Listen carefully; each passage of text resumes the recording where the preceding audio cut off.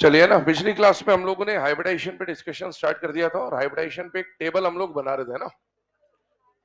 4 cases हो गए थे शायद, sp3 तक हो गया था। sp3 D D sp3d start किया था, ठीक है। चलिए, पांचवा केस, जो चौथा केस हम लोग पढ़ रहे थे वो था sp3d हाइब्रिडाइजेशन। और sp3d हाइब्रिडाइजेशन के बारे में अगर हम लोग बात करें तो क्या पॉसिबिलिटी है या क्या पॉइंट्स हमको पढ़ने थे। सबसे पहले परसेंटेज एस कैरेक्टर पे हम लोगों ने बात करी थी, तो इसका 20% एस कैरेक्टर आ जाएगा। परसेंटेज पी कैरेक्टर अगर हम निकालेंगे तो 60% परसेंटेज पी कैरेक्टर आएगा। और परसेंटेज डी कैरेक्टर की अगर हम लोग बात करें तो that will be again 20% D character, ठीक है। इसके अलावा एसपीडी के अलावा अगर हम लोग इसके इलेक्ट्रॉनिक ज्योमेट्री के बारे में बात करें तो इलेक्ट्रॉनिक ज्योमेट्री इसका ट्राइगोनल बाइपिरामिडल आ जाता है। लास्ट क्लास में इवन हमने sp3d sp3d2 और sp3d3 तीनों पे चर्चा करी थी कि इनमें जो जो डी ऑर्बिटल पार्टिसिपेट करते हैं वही डी ऑर्बिटल का आना यहाँ पर जरूरी क्यों होता है, क्यों एक में डी जेड स्क्वायर ही आता है, क्यों एक में d x square y square और डी जेड स्क्वायर ही आता है, या इस तरह की बातें भी हम कर चुके हैं। ज्योमेट्री की अगर बात करें, ये ट्राइगोनल बाइपिरामिडल कैसा दिखता है, तो ये सेंट्रल एटम ए बोर्ड के प्लेन पर एक्स वाई प्लेन पर 3 पोजीशन तैयार होंगी इस तरह से ना। ये जो ट्राइंगल आपको बन रहा है, तो इससे तो हमको ये पता चल गया कि किसके बारे में बात हो रही है, ट्राइगोनल। ये जो 5 पोजीशन, इसका याद करिए एच का वैल्यू कितना था, 5। एच का वैल्यू 5 होने का मतलब है कि यहां पर 5 पोजीशन तैयार होंगी। 5 में से 3 पोजीशन तो ये थी, 2 पोजीशन कैसे तैयार होने वाली थी याद करिएगा, एक प्लेन से परपेंडिकुलर बाहर की तरफ और एक प्लेन से परपेंडिकुलर अंदर की तरफ। ये डायग्राम बोर्ड पे आपको 2D दिखेगा, लेकिन एक्चुअल में ये डायग्राम जो है वो 3D है ना। तो बोर्ड पे अब इसको हम लोग कैसा बना रहे हैं, तो इस तरह से जो भी डॉटेड लाइन हम लोग अभी या आगे वाले डायग्राम में रिप्रेजेंट करेंगे, वो डॉटेड लाइन आपको समझ लेना है वो बोर्ड के प्लेन से बाहर और प्लेन से अंदर की तरफ है। 3 पोजीशन इस पे, ये जो व्हाइट वाली आपको दिख रही थी है ना, टोटल 5 पोजीशन है, 3 व्हाइट और 2 येलो। ध्यान से सुनिएगा, ये जो 3 पोजीशन व्हाइट वाली है इसको हम लोग क्या बोल रहे हैं, ट्राइगोनल, क्योंकि एक ट्राइंगल बन रहा है। और एक बी बाहर की तरफ है और एक बी अंदर की तरफ, उसको क्या बोला जाएगा, बाइपिरामिडल। इसमें 2 तरह के नाम होते हैं पोजीशन के, एक नाम होता है एक्सियल और एक नाम होता है इक्वेटोरियल। ये जो व्हाइट वाली पोजीशन है ना, इनको बोला जाता है इक्वेटोरियल पोजीशन। और जो येलो वाली 2 पोजीशन है इनको क्या बोला जाता है बेटा, एक्सियल पोजीशन। ध्यान सुनना है ना। व्हाइट वाली जो तीनों पोजीशन, प्लेन वाली जो तीनों पोजीशन है, उसको हम लोग क्या बोल रहे हैं, इक्वेटोरियल इक्वेटोरियल इक्वेटोरियल। और जो येलो वाली दोनों पोजीशन है उसको क्या बोल रहे हैं, एक्सियल और एक्सियल। अब क्यों इनको इक्वेटोरियल एक्सियल में क्या डिफरेंस है क्या नहीं है वो अभी हम लोग यहाँ पर समझेंगे। और बॉन्ड एंगल के ऊपर भी हमको इस पर चर्चा करनी है ना। बॉन्ड एंगल में यहाँ पर लिख दूंगा। तो इसमें 3 तरह के बॉन्ड एंगल पे हमें डिस्कस करना है, इक्वेटोरियल इक्वेटोरियल का बॉन्ड एंगल, इक्वेटोरियल एक्सियल का बॉन्ड एंगल और एक्सियल एक्सियल का बॉन्ड एंगल।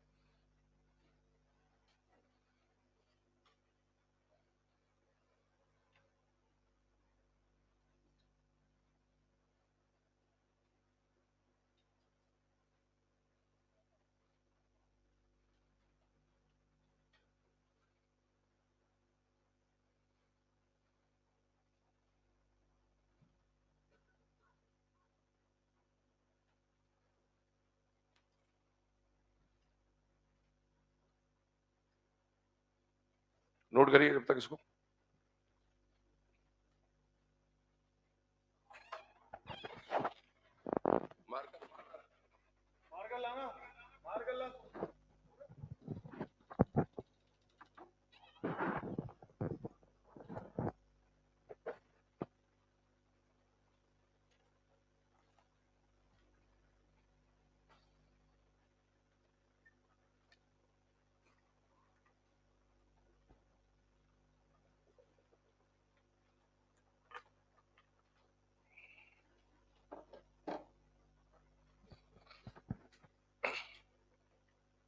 देखिए ना, अब यहां पर अगर हम लोग बात करें तो ये जो PCl5 का पहले रिप्रेजेंटेशन हम लोग यहां पर चेक कर लेते हैं।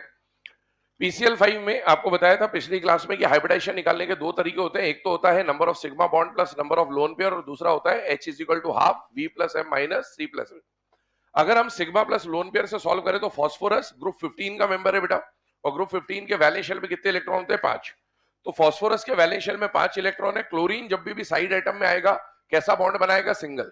तो बेटा हर क्लोरीन ने एक एक बॉन्ड बना लिया, तो दो एटम के बीच का पहला बॉन्ड सिग्मा, पहला बॉन्ड सिग्मा, पहला बॉन्ड सिग्मा, तो 5 सिग्मा बॉन्ड बन गए, और 0 यहां पर फास्फोरस के पास क्या है बेटा? Lone pair. 5 प्लस 0 करेंगे 5, 5 का मतलब क्या हो जाएगा? sp3d। दूसरा तरीका जो होता है H is equal to half V plus M minus C plus A से सॉल्व करते हैं। तो इससे जब हम सॉल्व करने जाएंगे तो बेटा फास्फोरस के वैलेंस शेल में 5 इलेक्ट्रॉन है, क्लोरीन मोनोवैलेंट होते हैं, तो 5 क्लोरीन है और 4 जब इनके ऊपर कुछ भी नहीं है। 5 प्लस 5 10, 10 का हाफ किया 5, 5 का मतलब क्या आ गया? sp3d। ठीक है, अब ये जो हाइब्रिडाइजेशन sp3d आया है, इसका जब हम ज्योमेट्री बनाएंगे तो ज्योमेट्री का नाम क्या आ जाएगा? Trigonal bipyramidal. ठीक है, अब ये ज्योमेट्री एक्चुअल में 3D में कैसा दिखता है अभी वो मार्कर आ जाए, फिर मैं आपको समझा देता हूं। जब तक अपन इसके आगे की बात कर लेते हैं ना, ये लिख लिया सबने? चले अगला केस लिखा देता हूं जब तक।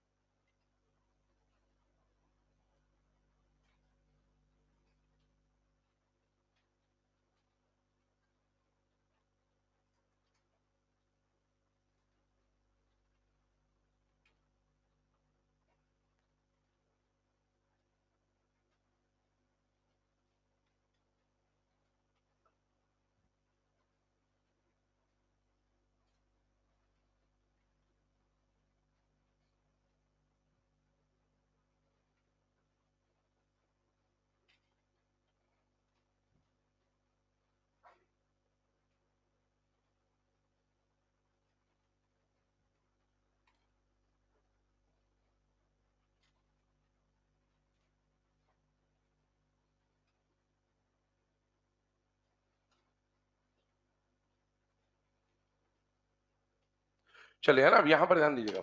ये जो केस अभी हम लोगों ने लिखा है, प्रीवियस केस पे आ जाते हैं पहले, फिर इसको लिखते रहेंगे। यहां पर आपके सामने दिया था बेटा PCl5, है ना। PCl5 के ऊपर अगर हम लोग चर्चा करें तो PCl5 दिखता कैसा है, तो आइए उसको डिस्कस कर लेते हैं।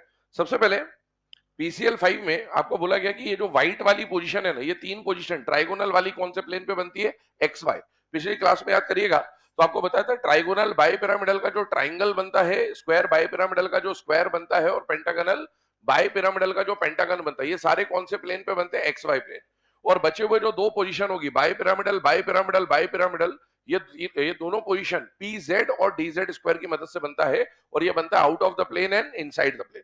सबसे पहले ये जो तीन पोजीशन व्हाइट वाली है ना, यहां पर सेंट्रल एटम ये ए बैठा हुआ है, और ये व्हाइट वाला बी और बी, ये तीनों बोर्ड पे इस तरह से बने हुए हैं।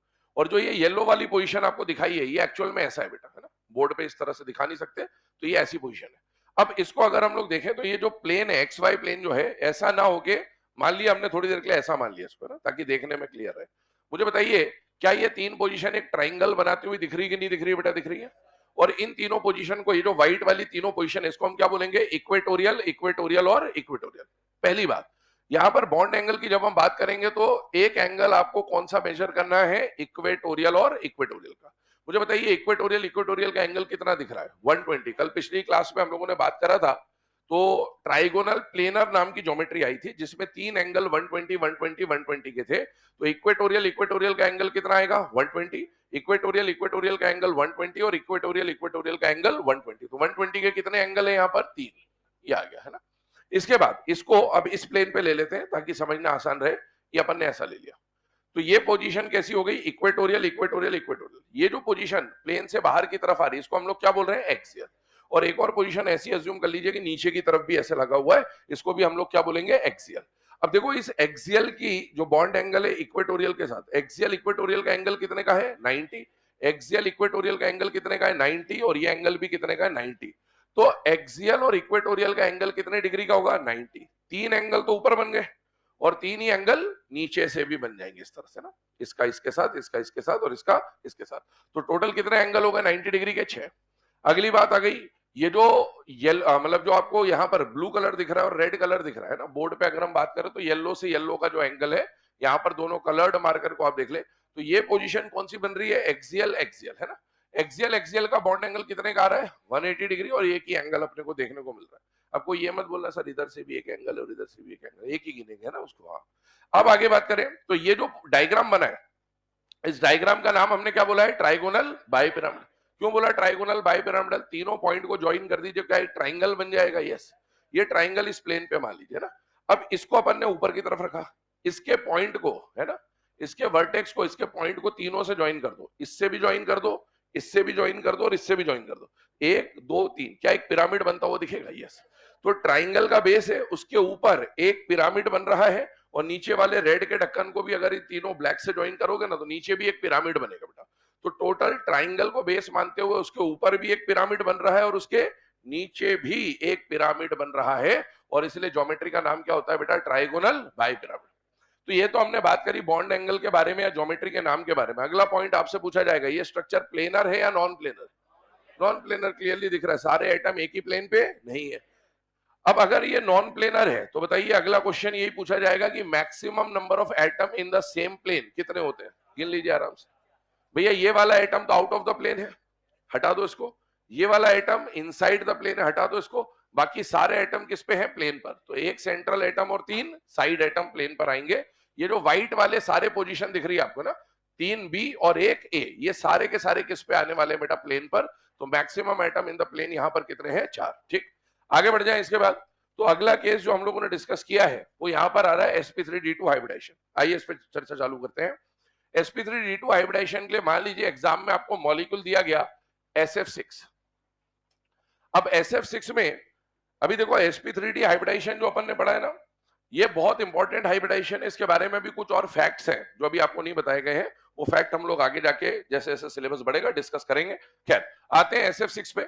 SF6 में पहला केस तो आपको हाइब्रिडाइजेशन निकालने को बोल दे तो बेटा सल्फर ग्रुप 16 का मेंबर है और ग्रुप 16 का जो वैलेंस शेल होता है उसमें कितने इलेक्ट्रॉन होते हैं? 6।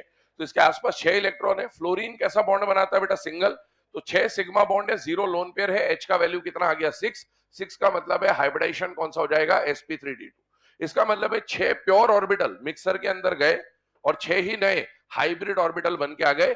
हर एक हाइब्रिड ऑर्बिटल का नाम क्या होगा? sp3d2 sp3d2 sp3d2, इस तरह से 6 होंगे। अब सॉल्व करने का एक और तरीका, half v plus M minus C plus है। याद करिए सल्फर के वैलेंस शेल में कितने इलेक्ट्रॉन है? 6। क्या फ्लोरीन मोनोवैलेंट साइड एटम है या नहीं है? कितने हैं? 6। चार्ज इसके ऊपर कुछ है नहीं, तो इसका मतलब है यहां पर इसका जो वैल्यू आ जाएगा 6 + 6 12, 12/2 किया तो 6 आ गया, दैट इज sp3d2। अब इस ज्योमेट्री पे बात करेंगे। जब भी 6 हाइब्रिड ऑर्बिटल बेटा स्पेस में बन के आए, इसका मतलब है कि सेंट्रल एटम ने अपने आसपास बॉन्ड बनाने की कितनी पोजीशन तैयार करी है? 6। वो 6 पोजीशन का स्पेस में मैंने बोला था एक ऑटोमेटिक अरेंजमेंट बन के आता है at maximum distance to each other to minimise the repulsion. तो वो 6 का जो अरेंजमेंट बन के आता है ना, उस अरेंजमेंट को हम लोग क्या बोलते हैं बेटा? Square by pyramidal. Square bipyramidal बोला जा सकता है या फिर ऑक्टाहेड्रल भी बोला जा सकता है। अब स्क्वायर बाइपिरामिडल का रेफरेंस तो हमको यहां से मिल जाएगा। ट्राइगोनल बाइपिरामिडल था तो प्लेन पे क्या बना था? ट्राइंगल, एक पिरामिड ऊपर एक पिरामिड नीचे। इसके डायग्राम को 3D में इमेजिन करिएगा जरा, इधर देखिए, क्योंकि आगे से अपन बार बार मार्कर यूज नहीं करेंगे। ये सेंट्रल आइटम है, 3 पोजीशन ट्राइंगल की इस प्लेन पे बना रहा हूं, 1 2 3, ठीक है, ये ट्राइंगल बन गया।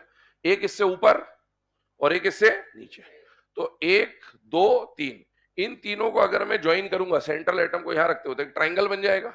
अब ये जो ऊपर वाला है इसको इससे भी ज्वाइन करो, इससे भी ज्वाइन करो और इससे भी ज्वाइन करो, एक पिरामिड ऊपर बन जाएगा। और जो नीचे वाला है इसको इससे भी ज्वाइन करो, इससे भी ज्वाइन करो और इससे भी ज्वाइन करो, तो एक पिरामिड नीचे बन जाएगा। अब अगले वाले का नाम क्या आ रहा है? Square by pyramidal. Square by pyramidal का मतलब क्या हो गया? प्लेन पे क्या बनना चाहिए? स्क्वायर। प्लेन पे स्क्वायर बना दे, आइए चेक करते हैं। सबसे पहले प्लेन पर स्क्वायर बनाना है तो यहां पर ये जो बोर्ड वाली पोजीशन आपको व्हाइट कलर की दिख रही है, सारी व्हाइट पोजीशन किसको दिखा रहा है बेटा? प्लेन वाली पोजीशन, ठीक है। ये देखिएगा, ये 4 पोजीशन है और ये चारों पे क्या बना हुआ है बेटा? स्क्वायर, है ना। ये सब अपन ने स्क्वायर बना दिया। सेंट्रल एटम यहां पर बैठा है और इन चारों को अगर अपन एक ज्वाइन कर देंगे तो क्या बन जाएगा? स्क्वायर। और इस स्क्वायर पे बात करें पहले तो बॉन्ड एंगल इसमें दो तरह के मिलेंगे, 90 और 180, है ना।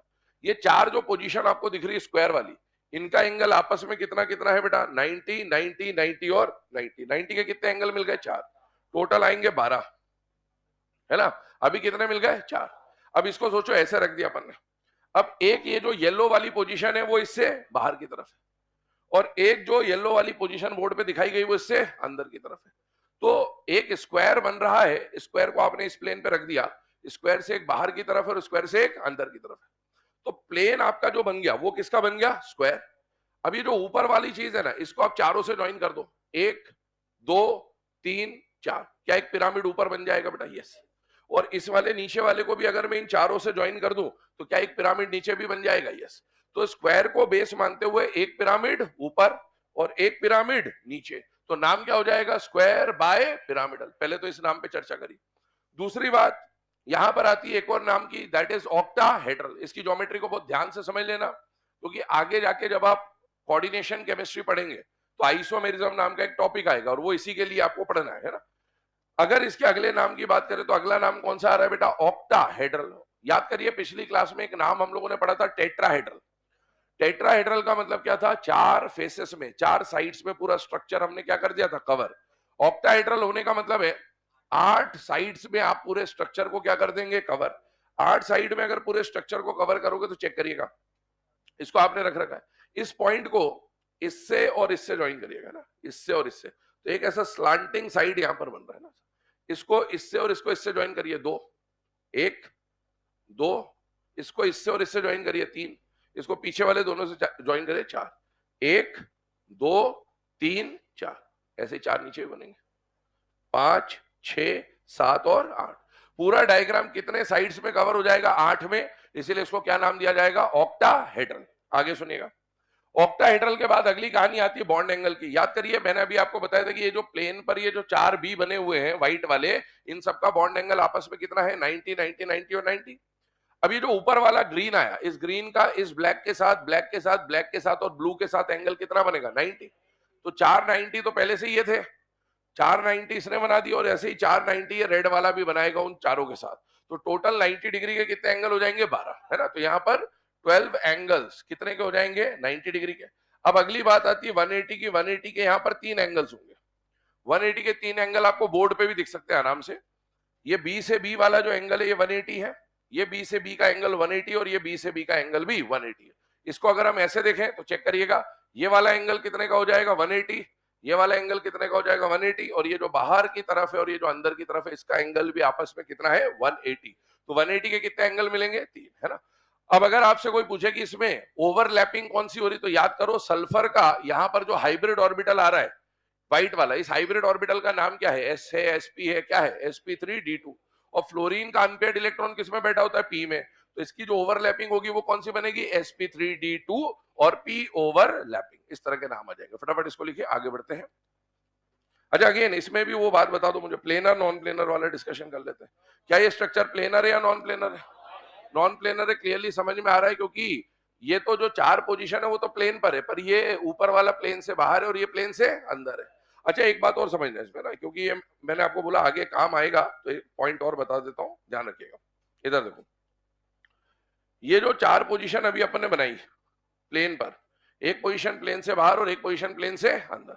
स्ट्रक्चर प्लेनर है या नॉन प्लेनर है? Non planar. एक तो ये वाला लेवल है, एक इसके ऊपर वाला लेवल है और एक इसके नीचे वाला लेवल। तो अगर नॉन प्लेनर है तो मान लीजिए आपसे अगला क्वेश्चन क्या पूछा जाएगा, maximum number of atom in the same plane. बताइए maximum atom in the plane 5। Yellow वाले को भूल जाओ, येलो वाले को भूल जाओ, बाकी सारे जो व्हाइट वाले हैं वो एक ही प्लेन पर है। तो maximum atom in the plane कितने हैं? 5। और वो प्लेन कौन सा है? एक्स वाई प्लेन है, याद रखिएगा, पिछली क्लास में बताया था। इसके अलावा ध्यान सुनना, जैसे पिछले वाले केस में हम लोगों ने यहां पर बोला था, ये प्लेन वाली जो तीनों पोजीशन है इनका नाम क्या था? इक्वेटोरियल। और इस येलो वाली पोजीशन का नाम क्या था? एक्सियल। यहां पर आइए, यहां पर बताइए कितनी इक्वेटोरियल पोजीशन है? 4, और 2 क्या है? एक्सियल। तो ऐसा कुछ भी नहीं है इसमें, यहां कोई इक्वेटोरियल नहीं होता और यहां पर कोई भी एक्सियल नहीं होता, ये बात ध्यान रखिएगा। क्यों इक्वेटोरियल एक्सियल नहीं है? क्योंकि वहां पर जो इक्वेटोरियल और एक्सियल था ना, उनके बॉन्ड एंगल या बॉन्ड लेंथ अलग अलग है। मैंने बोलता उस पर कुछ बातें जो हम आगे करेंगे। इसकी सारी पोजीशन आइडेंटिकल होती है। अब देखो, अभी आपको ऐसा दिख रहा है कि ये जो ग्रीन और ये जो रेड है ना, ये प्लेन से बाहर और अंदर है, लेकिन ऐसा है नहीं, फ्रेम ऑफ रेफरेंस पे डिपेंड करता है। आप इसको ऐसे घुमा दो, डायग्राम वही है। अब आपको क्या लगेगा, ये ब्लैक और black out of the plane और इनसाइड द प्लेन है। यहां पर इसको ऐसे घुमा दो तो आपको लगेगा कि वो ब्लैक और ये blue out of the plane inside the plane है। सारी पोजीशन इसमें आइडेंटिकल होती है। इसमें ना कोई आउट ऑफ, मतलब ऐसा नहीं बोल सकते कि आप कोई एक्सियल या इक्वेटोरियल है। इसमें ज्यादा से ज्यादा हम कहने को ये कह सकते हैं कि एट एनी टाइम 4 जो बी है वो प्लेन पर रहेंगे और 2 B out of the plane और इनसाइड द प्लेन रहेंगे। लेकिन आउट ऑफ द प्लेन और इनसाइड द प्लेन वाले बी को आप इक्वेटोरियल या एक्सियल का नाम नहीं दे सकते, क्योंकि ये सारी पोजीशन आपस में क्या होती है बेटा? आइडेंटिकल होती है। नोट डाउन करिए, इससे आगे बढ़ते हैं।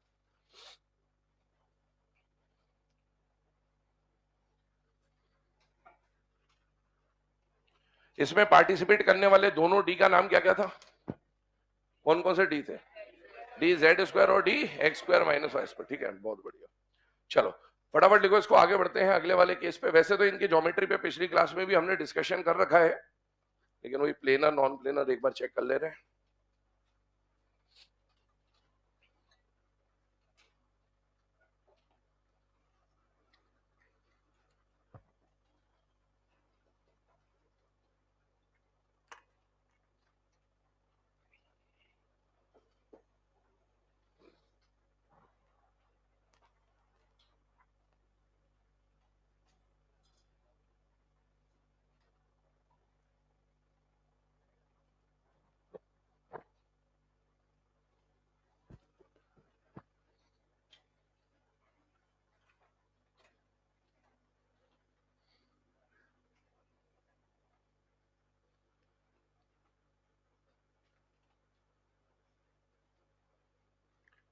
चलिए, है ना। अब ये जो sp3d2 हाइब्रिडेशन है बेटा, इसके बाद अगले केस के ऊपर मूव करते हैं और लास्ट केस जो हमें समझना है दैट इज sp3d3 हाइब्रिडेशन।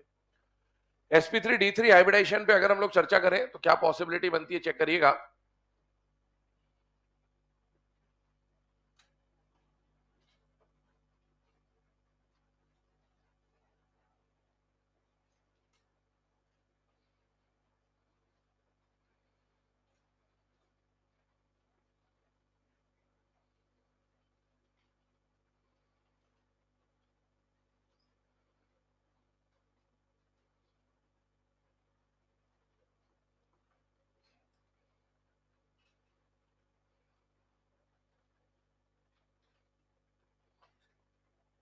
चले, है ना। यहां पर बात करते हैं लास्ट केस जो हमें पढ़ना है, sixth case, that is sp3d3 hybridisation.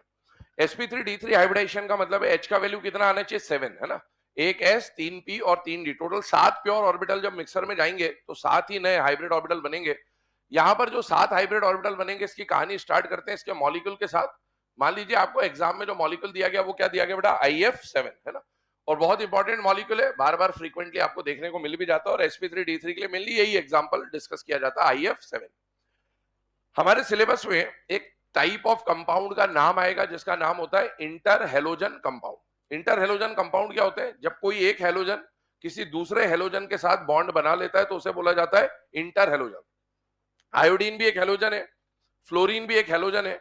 जब दो हेलोजन, डिफरेंट टाइप के दो हेलोजन आपस में बॉन्डिंग कर ले तो उनके बॉन्डिंग से मिलने वाला जो कंपाउंड है उसको क्या बोला जाएगा? Interhalogen compound. तो it is an example of interhalogen compound. होते क्या है वो आगे हम लोग बाद में देखेंगे। आगे सुनिएगा, सबसे पहले आयोडीन की बात करते हैं। बेटा आयोडीन के वैलेंस शेल में कितने इलेक्ट्रॉन होते हैं? 7, क्योंकि ये ग्रुप 17 का मेंबर है ना। फ्लोरीन जब भी साइड एटम में आएगा कैसा बॉन्ड बनाएगा बेटा? सिंगल। तो यहां पर अगर हम लोग देखें तो कितने फ्लोरीन आ रहे हैं? टोटल 7 है ना। इसका मतलब है दो एटम के बीच का पहला बॉन्ड सिग्मा, पहला बॉन्ड सिग्मा, इस तरह से आप काउंट करेंगे तो टोटल 7 सिग्मा बॉन्ड है। आयोडीन पे लोन पेयर कितने हैं? 0। टोटल H का वैल्यू 7, 7 का मतलब हाइब्रिडाइजेशन आ जाएगा sp3d3। सॉल्व करने का जो दूसरा तरीका है half v plus M minus C plus A. Iodine के वैलेंस शेल में 7 इलेक्ट्रॉन है। अगर फ्लोरीन की बात करें साइड एटम के फॉर्म में तो मोनोवेलेंट 7 साइड एटम है, कोई भी प्लस या माइनस चार्ज इसके ऊपर ओवरऑल नहीं है। अगर आप सॉल्व करेंगे H का वैल्यू 7, 7 का मतलब है हाइब्रिडाइजेशन इज sp3d3। अब sp3d3 का मतलब ये हुआ कि 7 ऑर्बिटल, हाइब्रिड ऑर्बिटल तैयार हुए, या फिर सेंट्रल एटम ने अपने आसपास बॉन्ड बनाने की कितनी पोजीशन तैयार करी? 7। उन 7 पोजीशन का स्पेस में एक ऑटोमेटिक अरेंजमेंट बन के आएगा और वो ऑटोमेटिक अरेंजमेंट का नाम होता है पेंटागोनल बायपिरामिडल। पेंटागोनल बायपिरामिडल, ठीक है ना। शॉर्ट में अपन पीबीपी लिख देंगे इसको। अब पेंटागोनल बायपिरामिडल की बात करें तो नाम से समझ में आना चाहिए, प्लेन पर क्या बनेगा? पेंटागन। और दो पोजीशन कैसी होगी? प्लेन से बाहर और प्लेन से अंदर।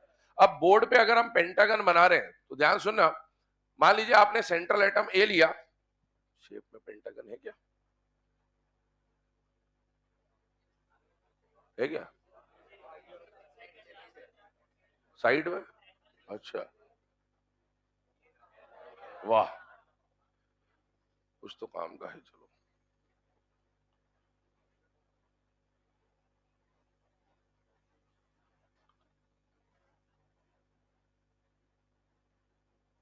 ठीक है।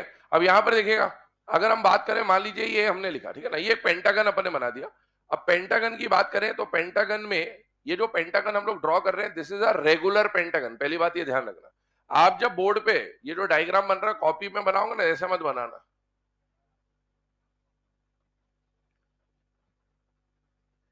ये वाला पेंटागन मत बनाना,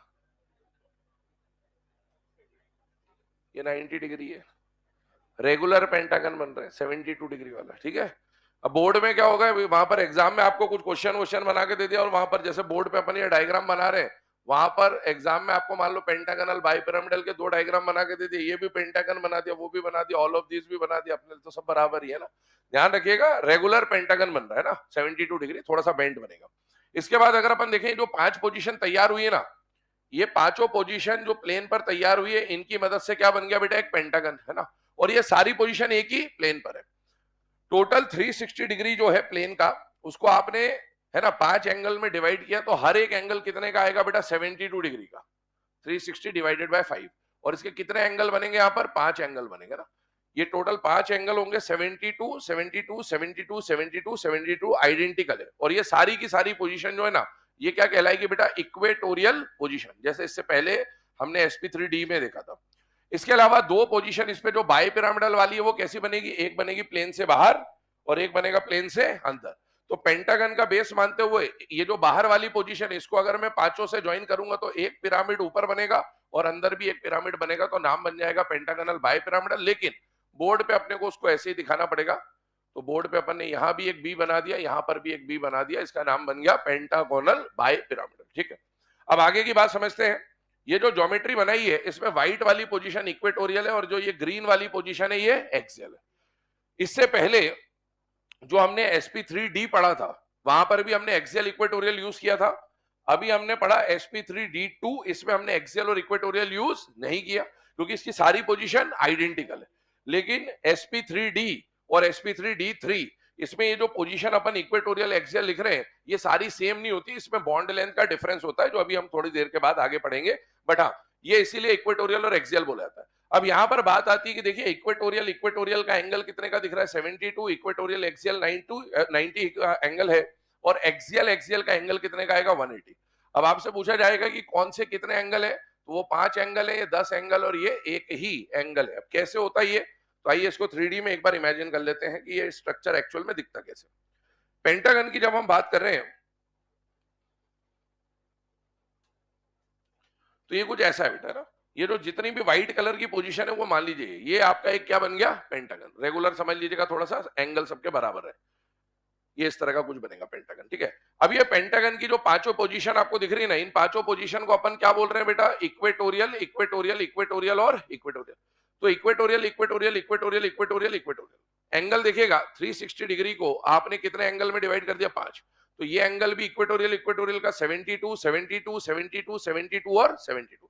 तो 72 डिग्री के कितने एंगल हो गए, 5। इसके बाद दो पोजीशन जो आ रही है उनमें से एक पोजीशन इससे ऐसे बाहर की तरफ है और एक पोजीशन ऐसे की ऐसे इससे अंदर की तरफ है। अब इस इक्वेटोरियल को, ये जो 5 पोजीशन है पेंटागन की, उसको अभी मैं इस प्लेन पे मान लेता हूं ऐसा। अब जो बाहर वाली पोजीशन है वो ऐसी आ रही है। ये जो बाहर वाली पोजीशन है, अगर इसके ढक्कन को मैं इन पांचों से ज्वाइन कर दूं, है ना, 1 2 3 4 5, तो ये पांचों एंगल कितने के बनेंगे, 90। तो एक्सियल का पांचों इक्वेटोरियल से एंगल कितना बना, 90। ऐसा एक एक्सियल नीचे भी तो है, उसका भी इन पांचों से एंगल कितना बनेगा, 90। तो 90 डिग्री के 5 एंगल ऊपर, 5 एंगल नीचे, टोटल कितने बन गए, 10। और ये वाला जो एक्सियल है और इसके नीचे जो ऐसा ही एक एक्सियल और पोजीशन होगा इस तरह से, ये क्या बन जाएगा बेटा, एक्सियल, एक्सियल का एंगल कितना दिख रहा है, 180, 180 का कितना एंगल है, 1। तो ये वाला केस यहां आ गया, ठीक है।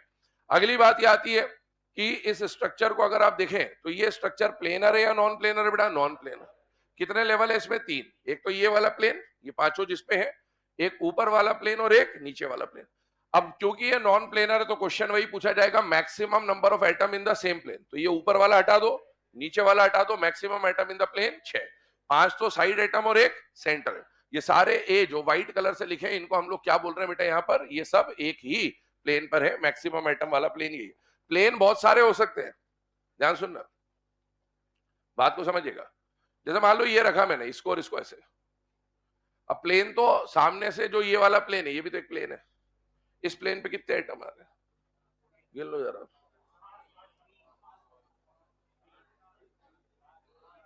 4, एक सेंट्रल एटम, 2 3 4।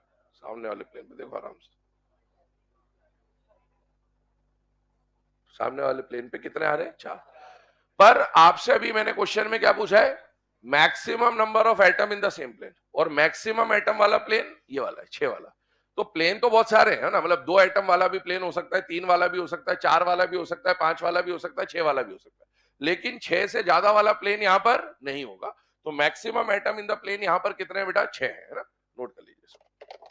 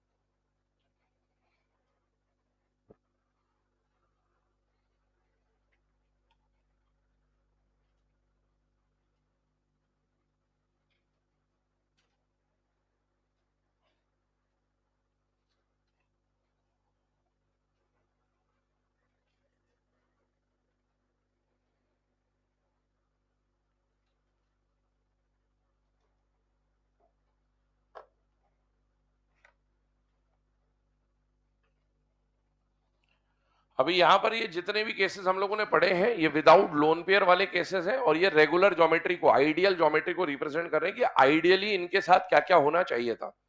लेकिन अब इसके आगे से अब हम लोग ये देखेंगे कि मान लो बाई चांस लोन पेयर आ जाए या साइड एटम में कुछ चेंजेस आ जाए, तो फिर इनकी जो ज्योमेट्री बननी चाहिए या जो एंगल बनने चाहिए इसमें कुछ चेंजेस आते हैं, डिस्टॉर्शन आते हैं। तो उसको समझाने के लिए एक थ्योरी हम लोग पढ़ेंगे, that is VSEPR theory, वैलेंशियल electron pair repulsion theory.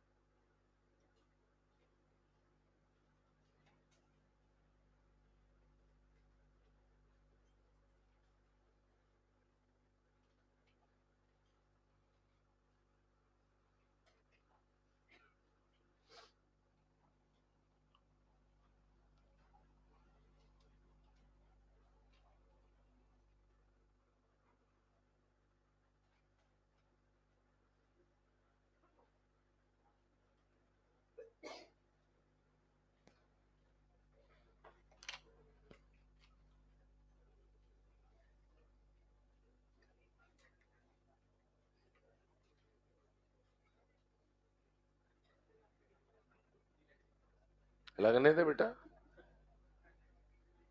कभी भी बस में सवारी की चिंता नहीं करते, ड्राइवर की चिंता करते।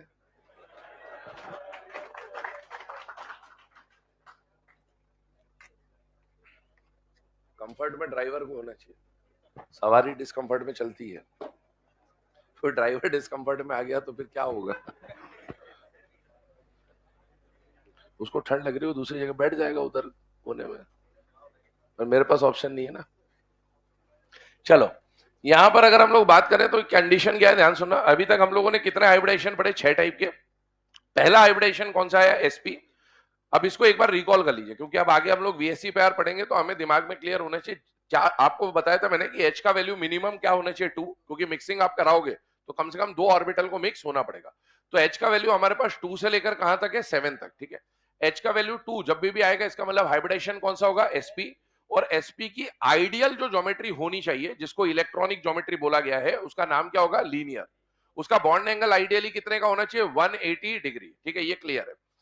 मान लीजिए एच का वैल्यू 3 आया, तो एच का वैल्यू 3 होने का मतलब है कि उसका हाइब्रिडेशन क्या होना चाहिए? sp2। sp2 का आइडियल ज्योमेट्री जो होना चाहिए, इलेक्ट्रॉनिक ज्योमेट्री जो होना चाहिए, उसको क्या बोला हमने? Trigonal planar. और उसके आइडियली बॉन्ड एंगल कितने के होने चाहिए? 120 डिग्री ईच, 3 एंगल होने चाहिए ना। इसके बाद हम लोगों ने पढ़ा कि एच का वैल्यू अगर 4 है तो हाइब्रिडेशन का नाम क्या होगा बेटा? sp3। sp3 का जो ज्योमेट्री बन के आएगा, इलेक्ट्रॉनिक ज्योमेट्री या आइडियल ज्योमेट्री जिसको हम बोल सकते हैं, वो आएगा टेट्राहेड्रल। और उसके अंदर जो बॉन्ड एंगल है वो आइडियली कितने के होने चाहिए? 109.5 डिग्री के वहां पर एंगल्स होने चाहिए, ठीक है। अगला केस आज हमने 3 पढ़ा, H इक्वल टू 5, 6 और 7। 5 के लिए हाइब्रिडेशन sp3d, 6 के लिए sp3d2, 7 के लिए sp3d3। sp3d के लिए जो आइडियल ज्योमेट्री है दैट इज ट्राइगोनल बाइपिरामिडल। 6 के लिए स्क्वायर बाइपिरामिडल या ऑक्टाहेड्रल। 7 के लिए पेंटागोनल बाइपिरामिडल। ट्राइगोनल बाइपिरामिडल में एंगल जो मिलेंगे आपको आइडियली 120 डिग्री का, या फिर 90 डिग्री का, या फिर 180 डिग्री का। वो डिपेंड करेगा कि आप इक्वेटोरियल इक्वेटोरियल का एंगल देख रहे हो, या इक्वेटोरियल एक्सियल का एंगल देख रहे हो, या फिर एक्सियल एक्सियल का एंगल देख रहे हो।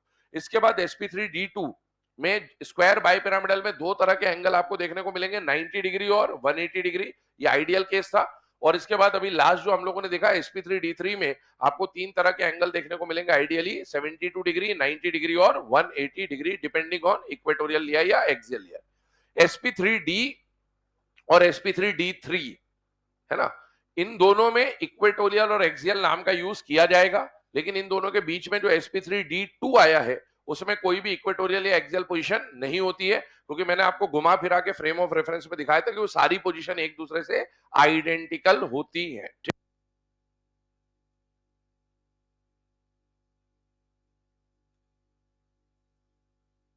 हेलो हेलो हेलो, हाँ। अब अगले पॉइंट पे डिस्कशन करते हैं कि अगला पॉइंट क्या है, ध्यान सुनिएगा। यहां पर ये जितने भी केस हैं, इन सबके बाद एक पॉइंट हमें समझना है कि अभी तक जितने भी केस हमने देखे ना, उसमें सिग्मा बॉन्ड सारे थे। लोन पेयर की वैल्यू कितनी आ रही थी बेटा? 0। तो अभी तक कोई लोन पेयर नहीं था। लेकिन अब बाय चांस लोन पेयर अगर आ गया तो क्या चेंजेस आएंगे? दूसरी बात, ये जितने भी एग्जांपल आपने पढ़े हैं, इन सब में आप चेक करो साइड एटम को। हर जगह पर जो हमने साइड एटम लिए ना विद इन द मॉलिक्यूल, वो सेम है। पहला एग्जांपल लिया था BeF2, तो F2 ही थे दोनों, मतलब। फिर हमने लिया BF3, तो सारे फ्लोरीन ही थे। हालांकि बीच बीच में मैंने आपको ओवरलैपिंग के लिए बताया था कि यहाँ 2 हाइड्रोजन आ जाए, 2 आ जाए तो क्या होगा, लेकिन हाँ, अभी तक जो हमने कंसिडर करे ना, उसमें सेंट्रल एटम पे कोई लोन पेयर नहीं है, और आने वाले सभी साइड एटम जो भी कंसिडर किए वो आपस में सेम थे। लेकिन अब क्या होगा कि अब मान लो सेंट्रल एटम पे लोन पेयर भी आ जाए और आने वाले साइड एटम सभी के सभी आपस में सेम ना हो, कोई हाइड्रोजन हो, कोई फ्लोरीन हो, कोई क्लोरीन हो, तो ओवरऑल जो अरेंजमेंट है ना, उसमें कुछ चेंजेस आ जाते हैं, जिसको हम लोग बोलते हैं कि इसकी आइडियल ज्योमेट्री में कुछ डिस्टॉर्शन आ जाएगा। तो वो डिस्टॉर्शन के बारे में हमें पढ़ना होता है, और उसी चीज को हम समझने के लिए एक थ्योरी पढ़ते हैं जिसका नाम है VSEPR थ्योरी। चलिए हेडिंग डालिएगा, valence shell electron pair repulsion theory. Valence shell electron pair repulsion theory.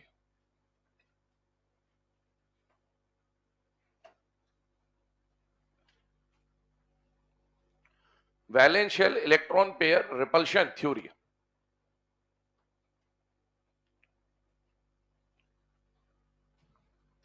अब देखो ये जो थ्योरी है ना, इसके नाम में इसका काम छुपा हुआ है। सबसे पहली बात यहां पर आप देखें तो नाम में क्या लिखा हुआ है बेटा, वैलेंशियल इलेक्ट्रॉन पेयर रिपल्शन थ्योरी। कहने का मतलब क्या है, सेंट्रल एटम जो है ना, हम लोग बात किसके रेफरेंस में कर रहे हैं, सेंट्रल एटम। सेंट्रल एटम के वैलेंस शेल में, सेंट्रल एटम के वैलेंस शेल में जो भी इलेक्ट्रॉन पेयर हैं वो आपस में एक दूसरे को क्या करेंगे, रिपेल। भैया इलेक्ट्रॉन पेयर कोई भी हो, दो तरह के बॉन्ड पेयर, मतलब दो तरह के पेयर आएंगे, एक तो बॉन्ड पेयर और एक लोन पेयर, है ना। बॉन्ड पेयर कहने का मतलब है जो बॉन्ड बनाने में यूज हुए इलेक्ट्रॉन, उसको हम लोग क्या बोलेंगे, बॉन्ड पेयर। जैसे मान लो CH4 बना तो कार्बन के आसपास कितने हाइड्रोजन आए, 4। तो यहां भी बॉन्ड में इलेक्ट्रॉन यूज हुए, उस बॉन्ड में यूज होने वाले इलेक्ट्रॉन के पेयर को हम लोग क्या बोलते हैं, बॉन्ड पेयर। लेकिन कभी कभार बॉन्ड पेयर के अलावा क्या आ सकते हैं, लोन पेयर। तो ये क्या बोलता है थ्योरी कि सेंट्रल एटम के वैलेंस शेल में जो भी बॉन्ड पेयर है या जो भी लोन पेयर है वो एक दूसरे को क्या करेंगे, रिपेल। क्यों क्यों रिपेल करेंगे, क्योंकि बॉन्ड पेयर में भी इलेक्ट्रॉन ही है और लोन पेयर में भी इलेक्ट्रॉन ही है। तो इलेक्ट्रॉन इलेक्ट्रॉन एक दूसरे को, क्योंकि नेगेटिव नेगेटिव चार्ज है, तो वो एक दूसरे को क्या करते हैं, रिपेल। रिपेल करके क्या चाहते हैं वो, कि रिपेल इतना रिपेल कर दें कि एक दूसरे से मैक्सिमम डिस्टेंस पर चले जाएं, ताकि डिस्टेंस मैक्सिमम होने से रिपल्शन हो जाएगा, और रिपल्शन कम या मिनिमम हो जाएगा, इसका मतलब क्या हो गया कि उसकी स्टेबिलिटी क्या हो जाएगी, मैक्सिमम। तो सारा काम वही है, बस पीछे पीछे जो हमने केसेस पढ़े थे उसमें कोई लोन पेयर नहीं था, लेकिन अब क्या आ जाएगा, लोन पेयर आ जाएगा। कहानी को समझिएगा। मान लीजिए मैंने एक मॉलिक्यूल बोला आपको, अमोनिया, NH3। तो भाई NH3 की अगर हम लोग बात करें तो नाइट्रोजन के वैलेंस शेल में कितने इलेक्ट्रॉन होते हैं, 5। ये 5 इलेक्ट्रॉन है। साइड एटम कौन आ रहा है बॉन्ड बनाने, हाइड्रोजन। तो हाइड्रोजन कैसा बॉन्ड बनाता है, सिंगल। 3 हाइड्रोजन ने सिंगल बॉन्ड बना लिया, लेकिन एक नाइट्रोजन के पास क्या बच गया, लोन पेयर। अब चेक करिएगा, यहां पर भी ये इलेक्ट्रॉन पेयर है, इलेक्ट्रॉन पेयर है, इलेक्ट्रॉन पेयर है, क्योंकि हाइड्रोजन भी तो अपना एक एक इलेक्ट्रॉन लेके आया। इस वाले इलेक्ट्रॉन के पेयर को हम लोग बोलेंगे बॉन्ड पेयर। इस वाले इलेक्ट्रॉन पेयर को क्या बोलेंगे, बॉन्ड पेयर, क्योंकि बॉन्ड में यूज हुआ है। इसको भी क्या बोलेंगे, बॉन्ड पेयर। लेकिन जो बॉन्ड में यूज नहीं हुआ उस इलेक्ट्रॉन के पेयर को हम लोग क्या बोलेंगे, लोन पेयर। और ये थ्योरी बोलती है कि ये सब इलेक्ट्रॉन एक दूसरे को क्या करेंगे, रिपेल। और रिपेल करके एक दूसरे से मैक्सिमम डिस्टेंस पर जाना चाहेंगे, ताकि इनके बीच का रिपल्शन क्या हो जाए, मिनिमम। पहला पॉइंट थ्योरी के बारे में लिखिएगा। According to this theory, according to this theory, according to this theory,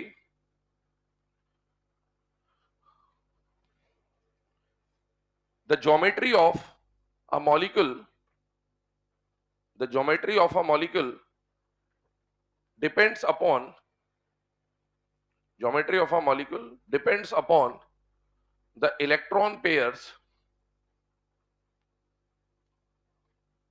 depends upon the electron pairs in the valence shell, in the valence shell of central atom।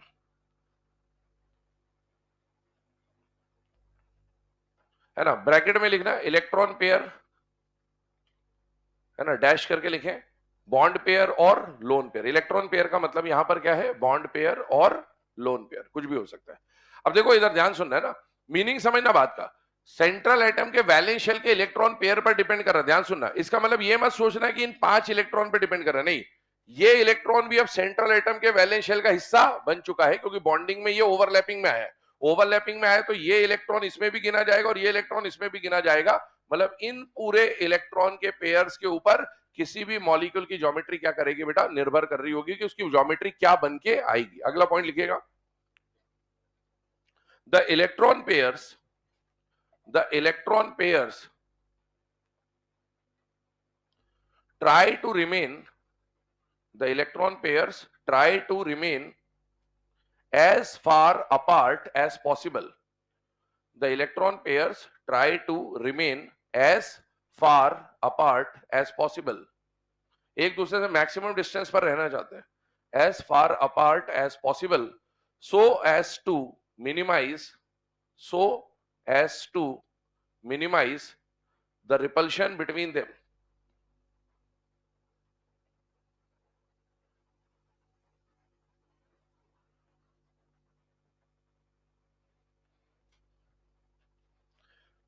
as far apart as possible so as to minimize the repulsion between them। अगला point लिखें, the order of repulsion, the order of repulsion, the order of repulsion is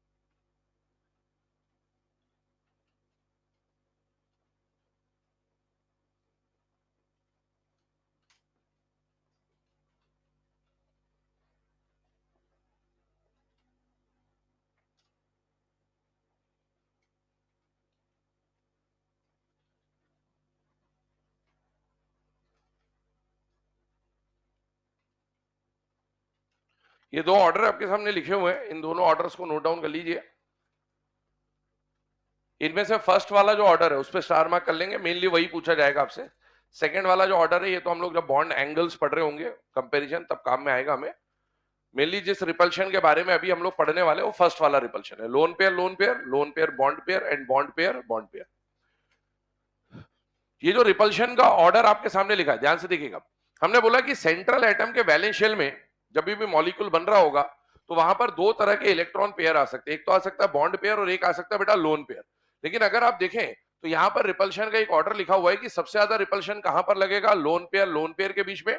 उससे कम repulsion कहां लगेगा, loan pair bond pair के बीच में। और उससे भी कम रिपल्शन कहां लगेगा, बॉन्ड पेयर के बीच में। अब इसका कारण एक बार समझ लेते हैं कि ऐसा क्यों होता है, है ना। वैसे मेरे हिसाब से अगर इस लेवल तक आ गए तो ये बात जो अभी हम लोग कर रहे हैं सुन तो रखा ही होगा आपने कि इस तरह का कुछ रिपल्शन होता है, लेकिन इसकी कहानी क्या है एक बार उस पर डिस्कशन कर लेते हैं। लोन पेयर जो होता है और बॉन्ड पेयर जो होता है उसका रिप्रेजेंटेशन एक बार देख लेते हैं। मान लीजिए एक सेंट्रल एटम अपन ने लिया ए, और ए के आसपास मान लीजिए इस तरह से मैंने तीन केस बना दिए बी, बी और बी, और एक क्या बना दिया हमने, लोन पेयर, है ना। इस तरह से लोन पेयर को दिखा रहे होंगे। अब ये बॉन्ड पेयर है, ये बॉन्ड पेयर है, ये बॉन्ड पेयर है, लेकिन ये क्या है, लोन पेयर। बॉन्ड पेयर जब होता है ना तो बेटा ये कोवेलेंट बॉन्ड की बात चल रही है। एक इलेक्ट्रॉन तो इसका होगा और एक इलेक्ट्रॉन इसका होगा, एक इलेक्ट्रॉन इसका होगा, एक इलेक्ट्रॉन इसका होगा, एक इलेक्ट्रॉन इसका और एक इलेक्ट्रॉन इसका। यहां पर बताइए कितने इलेक्ट्रॉन आ रहे हैं, दो। यहां पर भी कितने इलेक्ट्रॉन आ रहे हैं, दो। लेकिन यहां पर इन दो इलेक्ट्रॉन की जो डेंसिटी है वो एक एटम के पास है या दो में डिवाइडेड है बेटा, दो में डिवाइडेड, दो में डिवाइडेड है। ये कितना भी इलेक्ट्रोनेगेटिव क्यों ना हो, ये पूरा का पूरा इलेक्ट्रॉन तो नहीं खींच पाएगा, पार्शियली ही खींच पाएगा। तो यहां पर जो इलेक्ट्रॉन का डेंसिटी आएगा वो दो के बराबर तो नहीं होगा, दो से कम ही होगा, है ना, क्योंकि दो के बीच में शेयर हो रहा है। लेकिन ये जो इलेक्ट्रॉन है ये किसी और के साथ शेयर नहीं हो रहा है, शेयर नहीं हो रहा है, तो ये दोनों इलेक्ट्रॉन की डेंसिटी किसके पास होगी, ए के पास। तो यहां पर जो इलेक्ट्रॉन डेंसिटी होगी ना वो दो इलेक्ट्रॉन के बराबर होगी, मतलब इनसे ज्यादा होगी। अब आप खुद सोचिए कि जब आप रिपल्शन कराने जाएंगे तो बेटा यहां पर जो इलेक्ट्रॉन इलेक्ट्रॉन का रिपल्शन हो रहा होगा या यहां पर जो इलेक्ट्रॉन इलेक्ट्रॉन का रिपल्शन होगा, लेकिन यहां पर जो इलेक्ट्रॉन इलेक्ट्रॉन का रिपल्शन होगा तो ये वाला रिपल्शन ज्यादा होगा, क्योंकि यहां पर Q1 और Q2 का मैग्नीट्यूड क्या है, ज्यादा। और दोनों सिमिलर चार्जेस है तो लाइक चार्जेस क्या करेंगे, रिपेल। जितना ज्यादा मैग्नीट्यूड होगा रिपल्शन उतना ज्यादा होगा। तो सबसे पावरफुल रिपल्शन बॉन्ड पेयर का होगा या लोन पेयर बॉन्ड पेयर का होगा, लोन पेयर बॉन्ड पेयर। लेकिन मान लो अगर एक और लोन पेयर आ जाए तो यहां पर इलेक्ट्रॉन डेंसिटी उस लोन पेयर की भी तो यहीं पे होगी, तब सबसे ज्यादा रिपल्शन किसका होगा, लोन पेयर तो लोन पेयर का जो इलेक्ट्रॉन होता है ना वो सिर्फ एक एटम के पास होता है, सेंट्रल एटम के पास होता है, और इसीलिए उससे प्रोड्यूस होने वाला रिपल्शन क्या होगा, ज्यादा। या ऐसा भी बोल सकते हो कि लोन पेयर ज्यादा जगह मांगता है रहने के लिए, क्योंकि उसके पास इलेक्ट्रॉन डेंसिटी क्या होती, ज्यादा। तो ये ज्यादा स्पेस मांगता है, जबकि बॉन्ड पेयर कम स्पेस में भी आ सकते हैं। और इसी को कहने का मतलब है कि इसमें इलेक्ट्रॉन डेंसिटी ज्यादा है, इसमें इलेक्ट्रॉन डेंसिटी ज्यादा और कम और कम और कम है, इसीलिए सबसे ज्यादा रिपल्शन किसका लगेगा, लोन पेयर, उससे कम लोन पेयर, उससे कम बॉन्ड पेयर। ये जो अभी मल्टीपल बॉन्ड वाला है ये भी वही कहानी है। आप सोचिए मल्टीपल बॉन्ड मतलब डबल या ट्रिपल बॉन्ड। डबल या ट्रिपल बॉन्ड अगर बन रहा होगा तो डबल या ट्रिपल बॉन्ड में नंबर ऑफ इलेक्ट्रॉन ज्यादा होंगे, नंबर ऑफ इलेक्ट्रॉन ज्यादा होंगे तो इलेक्ट्रॉन डेंसिटी ज्यादा, और सिंगल बॉन्ड में इलेक्ट्रॉन डेंसिटी कम। इलेक्ट्रॉन डेंसिटी जितनी ज्यादा रिपल्शन उतना ज्यादा होगा इलेक्ट्रॉन इलेक्ट्रॉन का, और इलेक्ट्रॉन डेंसिटी जितनी कम रिपल्शन उतना कम होगा इलेक्ट्रॉन इलेक्ट्रॉन के बीच में। अगला पॉइंट बोल रहा हूं, लिखिएगा।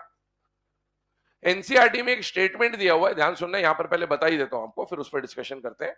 एनसीईआरटी में एक स्टेटमेंट दिया हुआ है, अभी हम लोगों ने यहां पर क्या बोला है बेटा, loan pair bond pair. NCERT के हिसाब से बॉन्ड पेयर कैसा भी हो, देखो बॉन्ड पेयर वैसे तो अलग अलग होते हैं, सिंगल बॉन्ड भी होता है, डबल बॉन्ड भी होता है, ट्रिपल बॉन्ड भी होता है।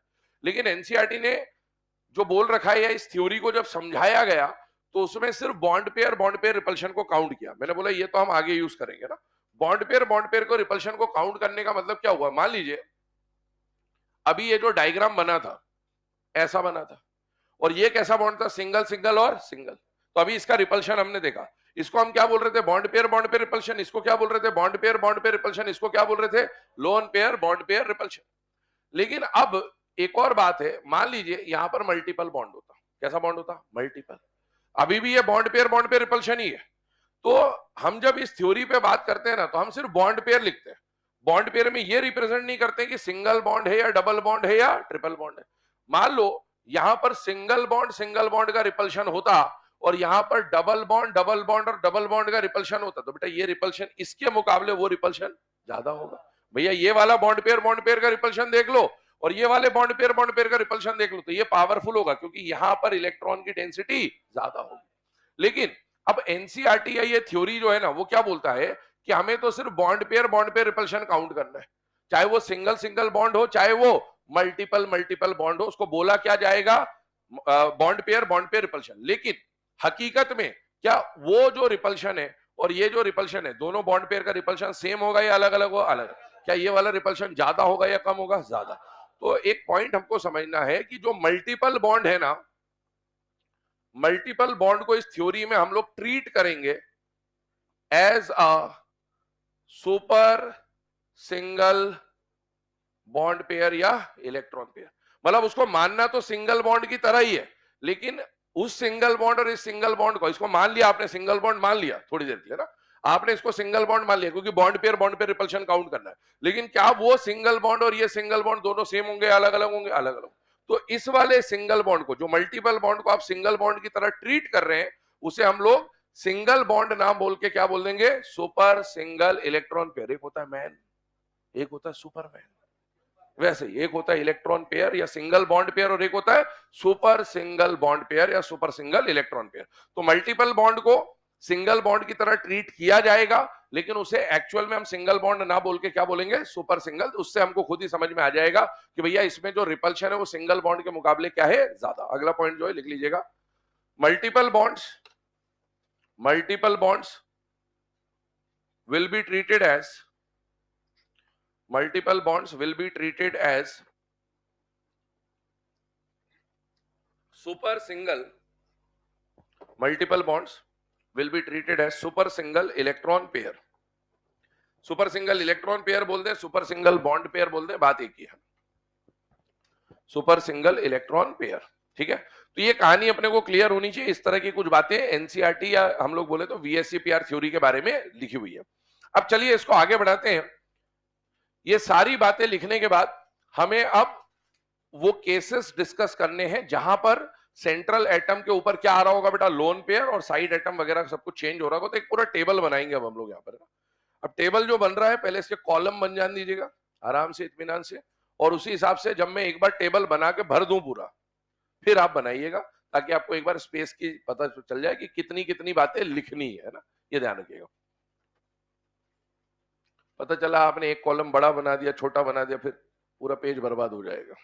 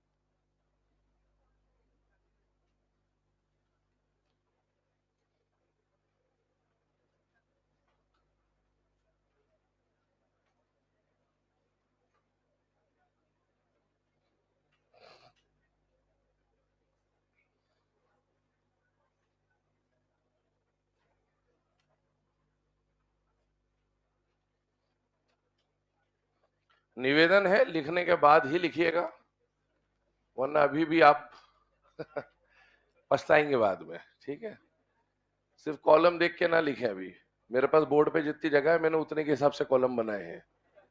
ठीक है, हाँ।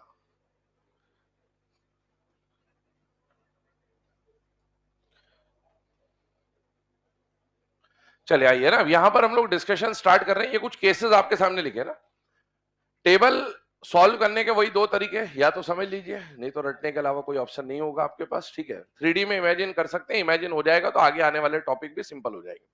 सबसे पहले यहां पर क्या क्या बातें लिखी हुई, तो सीरियल नंबर लिखा हुआ है हम लोगों ने। उसके बाद एच का वैल्यू हमें क्या बता देगा कि एच का वैल्यू 2 3 4 5 क्या है, उसके अकॉर्डिंगली हम लोग क्या पहचान लेंगे, उसका हाइब्रिडाइजेशन। हाइब्रिडाइजेशन निकालने के लिए, एच का वैल्यू निकालने के लिए हमारे पास तरीका होता है number of sigma bond plus number of lone pair, वो भी यहां पर आ जाएगा। आइडियल ज्योमेट्री को क्या बोला जाएगा बेटा, इलेक्ट्रॉनिक ज्योमेट्री। और उसके अलावा एक और ज्योमेट्री का यहां पर नाम लिखा है, वो नाम क्या है, मॉलिक्यूलर ज्योमेट्री। अब पहले तो इलेक्ट्रॉनिक ज्योमेट्री और मॉलिक्यूलर ज्योमेट्री में क्या डिफरेंस होता है वो अभी हम लोग समझेंगे।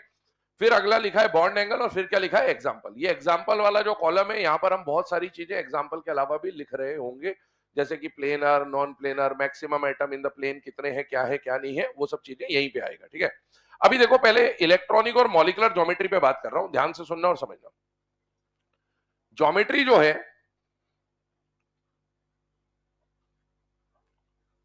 किसी भी मॉलिक्यूल की ज्योमेट्री को दो हिस्सों में बांटा जा सकता है, या दो तरीकों से डिफाइन किया जा सकता है। एक होता है इलेक्ट्रॉनिक ज्योमेट्री और एक होता है मॉलिक्यूलर ज्योमेट्री।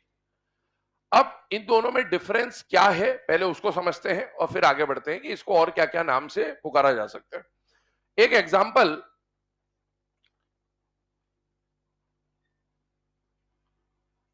नीट के पेपर में आ चुका है, प्रीवियस ईयर के पेपर मिल जाएगा आपको, है ना। XeF4, ये वही मॉलिक्यूल है जिसके आने के बाद लोगों को पता चला था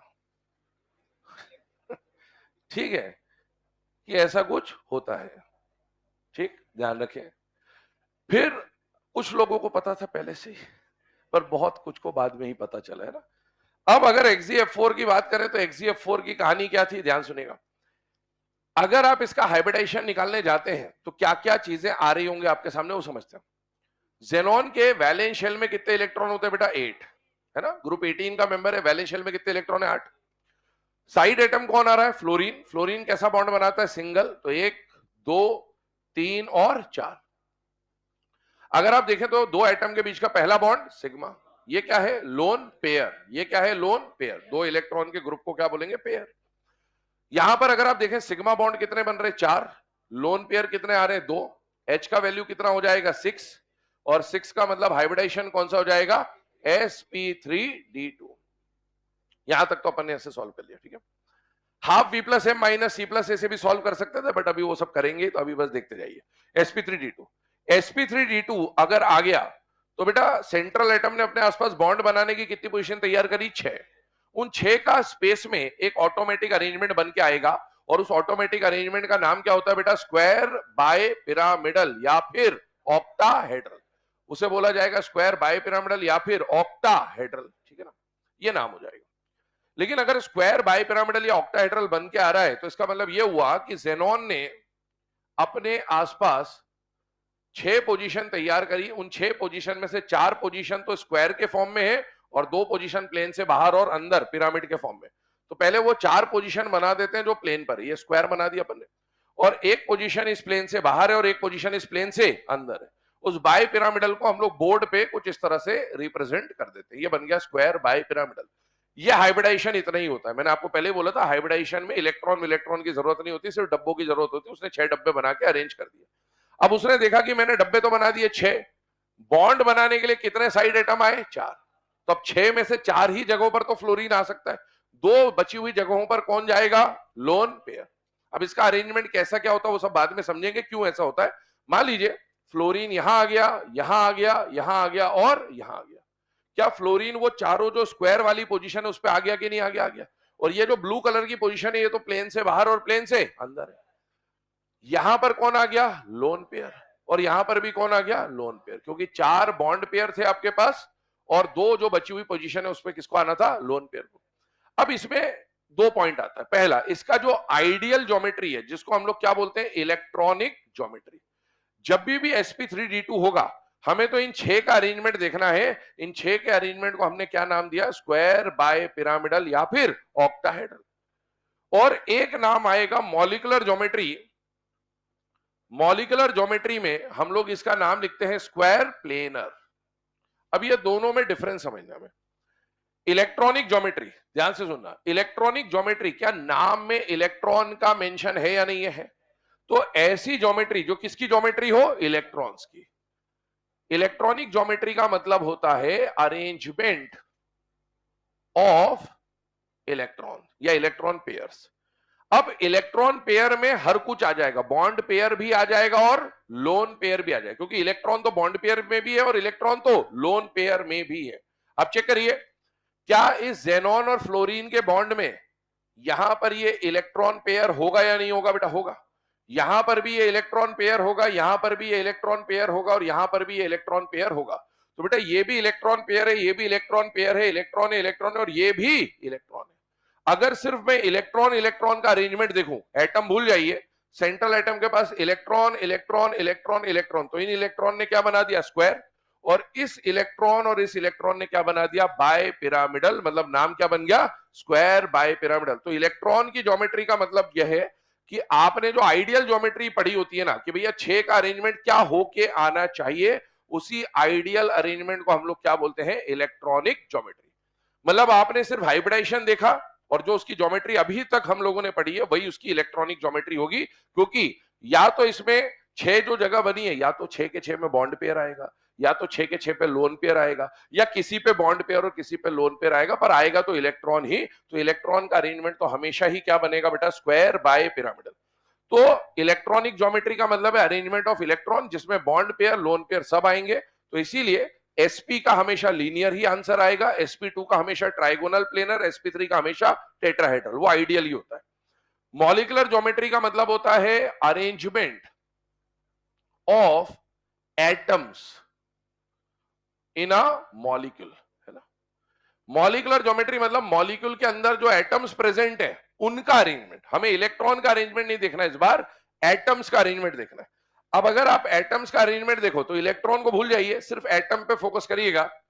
एक एटम ये रहा सेंट्रल एटम, एक एटम ये रहा side atom, side atom, side atom, side atom, और कोई एटम है ही नहीं इसमें। अगर सिर्फ इन एटम्स का अरेंजमेंट अगर हम लोग देख लें, तो क्या इन एटम्स का जो अरेंजमेंट दिख रहा है ये एक स्क्वायर है या नहीं है? बेटा है। तो इसका नाम क्या बन जाए? और ये सारा स्क्वायर जो बन रहा है वो एक प्लेन पे बन रहा है, इसीलिए अब इसको स्क्वायर बायपिरामिडल नाक बोल के क्या बोल दिया जा रहा है बेटा? Square planar. तो इलेक्ट्रॉनिक ज्योमेट्री में हम लोग इलेक्ट्रॉन्स का अरेंजमेंट देखेंगे, whether bond pair lone pair कैसा भी कुछ भी, हर इलेक्ट्रॉन का अरेंजमेंट देखना है, और वो हमेशा वही होगा जो अब तक हम पढ़ चुके हैं, है ना। लेकिन मॉलिक्यूलर ज्योमेट्री में हमें इलेक्ट्रॉन्स का अरेंजमेंट देखना है या मॉलिक्यूल के एटम्स का अरेंजमेंट देखना है? एटम्स का अरेंजमेंट देखना है, और वो अरेंजमेंट जैसा जैसा अब हमको दिखता जाएगा वैसे वैसे हम उसका नाम लिखते जाएंगे। तो ये एक बेसिक डिफरेंस है कि इलेक्ट्रॉनिक ज्योमेट्री और मॉलिक्यूलर ज्योमेट्री में क्या अंतर होता है, ठीक। ये दोनों कई बार सेम भी हो सकते हैं, ये दोनों कई बार डिफरेंट भी होते हैं। जब तक लोन पेयर नहीं आएगा, जब तक लोन पेयर नहीं आएगा दोनों सेम ही होंगे, क्योंकि यहां पर भी बॉन्ड पेयर आएगा और उन बॉन्ड को बनाने के लिए हर जगह पे एटम भी होगा। तो जब तक लोन पेयर नहीं आएगा दोनों सेम है, लेकिन लोन पेयर आने के बाद दोनों में डिफरेंसेस आने लग जाते हैं। अगला पॉइंट सुनिएगा, इसको और क्या नाम से बोला जा सकता है? इलेक्ट्रॉनिक ज्योमेट्री के अलावा इलेक्ट्रॉनिक अरेंजमेंट बोल दिया, यही है। इलेक्ट्रॉनिक शेप बोल दिया, यही है। ध्यान सुनते जाना, समझते जाना। यहां पर आइए, मॉलिक्यूलर ज्योमेट्री बोल दिया, मॉलिक्यूलर शेप बोल दिया, अरेंजमेंट ऑफ एटम्स बोल दिया, यही है। इसके अलावा ध्यान सुनेगा, कई बार क्या होता है बच्चा दो वर्ड में कंफ्यूज रहता है, मतलब मास्टर भी इसी में कंफ्यूज रहते थे इस क्वेश्चन के आने के पहले, वो है ज्योमेट्री और शेप। पहले ये बोल देते थे ये आ गया तो ज्योमेट्री है, वो आ गया तो शेप है, खत्म। ऐसा कुछ भी नहीं है, यही ज्योमेट्री यही शेप है और वही ज्योमेट्री वही भी शेप है ना, दोनों ही हो सकता है।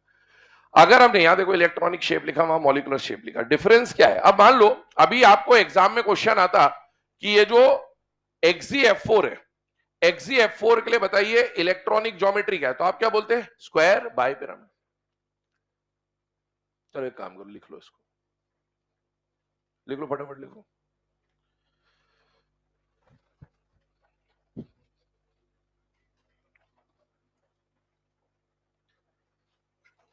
जल्दी लिखना है ना, 20 सेकंड का समय केवल।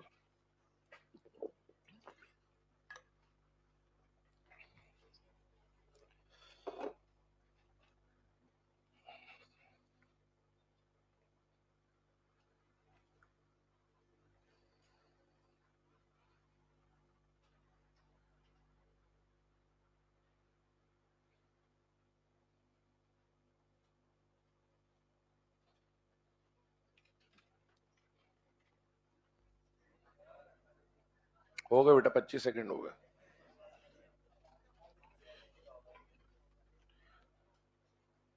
स्लाइड मिल जाएगी, लिख लेना आराम से।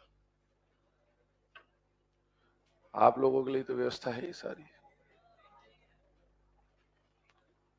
चले आइए, है ना। अगले केस के ऊपर बात करते हैं। अब ये टेबल हम लोग बनाने वाले, टेबल कैसे बनता है आइए उस पर चर्चा करते हैं। पहले आपके सामने लिखा बेटा BF2 C2H2 और CO2। BF2 का एग्जांपल हम लोग ऑलरेडी डिस्कस कर चुके हैं और C2H2 अभी आपके सामने लिखा हुआ है, इसके ऊपर भी चर्चा करते हैं और CO2 पे चर्चा करते हैं। ध्यान सुनना, मैंने आपको बोला था सॉल्व करने के दो तरीके, एक तो सिग्मा प्लस लोन पेयर और दूसरा होता है half V plus M minus C plus, है ना। दोनों से सॉल्व करते हुए चलेंगे कुछ केसेस को।